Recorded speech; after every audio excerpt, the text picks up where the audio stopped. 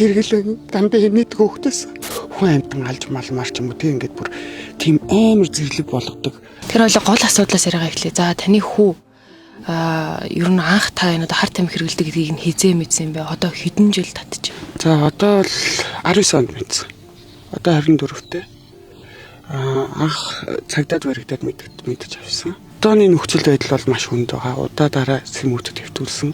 Удаадараа ямар нэгэн байдлаар хуулийн хариуцлага хүлээсэн. Тэгээд сайжирсан юм байхгүй л байгаа. Тэгэхээр анх одоо юу гэдгийг сонирхоод гэдэг юм уу?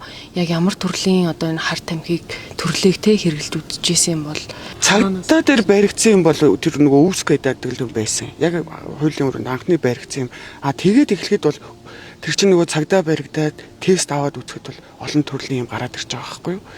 Тэгээд тэр үедээ бол ингээ гайхаад үгүй үнэхээр гайхаад тэр үедээ яг тийм ярилцах учраа л олоогүй. Тэр үед би ярилцаж чадаагүй. Тэгээд ингээд ярилцах учраа мэдгүй яахаач мэдгүй байсан. Одоо бол ингээд хүүхдтэйгээ ярилцаад хоёулаа ингээд даван туулах хэмжээндээ явж л байна.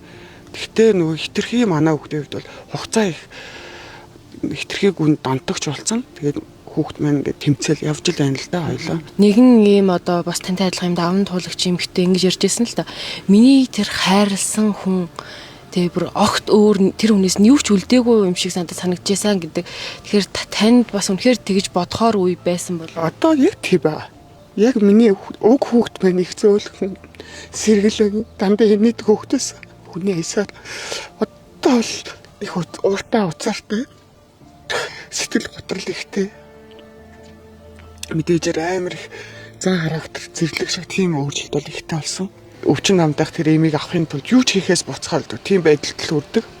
Тэр бол ингээд хүмүүс үгүй арайчтэй гэж бодоод байгаа бол үгүй үнэн багхгүй. Тэрийг ингээд яг ийм хүүхдүүдтэй эцэг их ийм зүйлийг давж тулж байгаа хүмүүс ийм үний юм байна даа л гэж ойлгох бах та.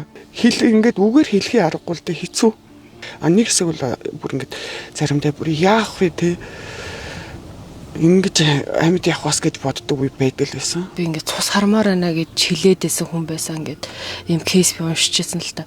Тэгэхээр үнэхээр бүр тэгтлээ өөрчлөгддөг юм уу? Тэг нь бүр зарим юм ингээд айцтай болгоод ингээд юмнаас айгаад одоо тэр хүүхд өөрөө ямар айцтай байдгийг те тэр хүүхдийн яг амьдралд ямар айдас байдгийг яг тэрнээсээ болсон тийм юмнаас айн заримдаа ингээд бүр яг тэр цус хармаар байна гэдэг нь бүр ингээд зэрлэг тархинд нь бүр тийм зэрлэг болгоод хүн амтан алж малмаар ч юм уу тийм ингээд бүр тийм амар зэрлэг болгодог ингээд бодисны ялгаал байгаа юм шиг байдаг юм билээ тэл гэж харсан шүү дээ гэж чинь. Маргаашийн тэр шарталт гэдэг зүйл үнэхээр хамгийн хэцүү байдгаа гэдэг зүйлийг эмч мэрэгжилтнүүд хэлээд байдаг л да. Энэ дээр та юу вэ? Үнэн яг тийм. Тэгээд тэрийг харахаар бүр за боли ингэж зовоож ахаар гэд өвчин амдах юм ингээд арга хэмжээ аав штэ. Ингэж зовоод ингээд бүр байж чадахгүй шаардлагат өгнө, тэрэлт гэж юм өгнө. Тэр нь одоо тэрэлт гэдэг нь одоо ингээд хими юм хараад айгу сонирн болт юм билээ. Тэгээд синтетик төрлийн нөгөө бодисны нөлөө айгу өөр юм билээ. Одоо мөсөн нэг өөр үйлчлэгээтэй зарим нь ингээд бүр ингээд гацалт өгөө заам биш ингээд янз бүрийн энэ орж ирж байгаа бодис болгон одоо ингээд өөр өөрчлөлт янз бүрийн юм одоо мэдрэмж ийм амар үйлдэл одоо байдал үйлдэлч биш юу гэх нэг юм амар байдал үзүүлдэг. Манай улсад нөгөө яг нөгөө одоо яригадаад байгаа нь тий тусдаа ийм одоо төв байх хэрэгтэй байна. Сэргийн цах эмнэлэг байх хэрэгтэй байна гэдгийг л яг наадахт нэг талаар би бас яг удаан ингээ нэг хэсэг бол би энэ хүмүүсийг бүр чангалаад бүгдийн нэстэ барыг цаазаар авал яадаг эдэр гэдэг хэмжээнд очиод үзэн яддаг байсан. Одоо бол үгүй юм байна.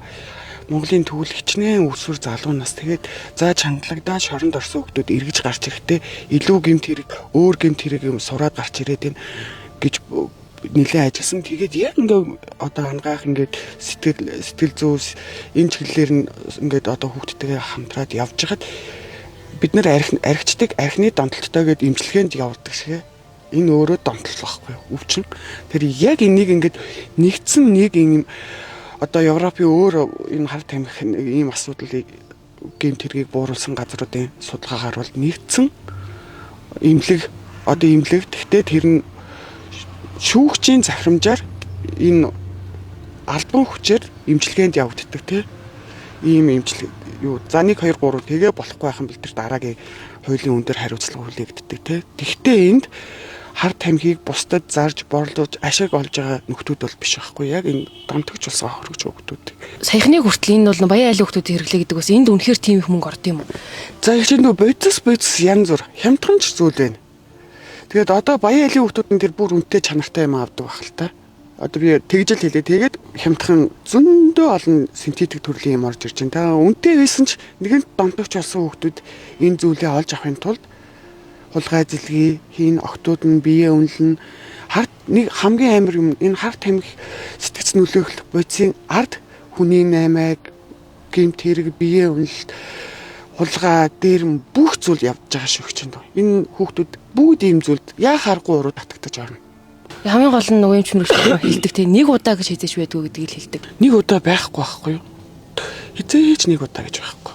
Хүүх юм багаас эхэлдэг. Тэгэл эхлээл нэг анхны өвс ч юм уу сороол ихсэн бол донтолт нь ингээл яваал улам гүнзгийрэл дараагийн хүн хэлбэрийн тариа марил ордог. Тийм л юм билээ. Тэгэхээр нэг удаа гэж үнэхээр юм байхгүй. Хүүхэд залуус минь зүгээр нэг удаа л ингээд гэдэг бол өстой ялангуяа энэ өсвөр насны хүүхдүүдийн тарих толгой тэр дөнгөж ингээд хүлээж авахгүй ийм хүүхдүүд бол яагаад ч нэг удаа гэдэг юм дээр хүлээж авах тэгэл байхгүй.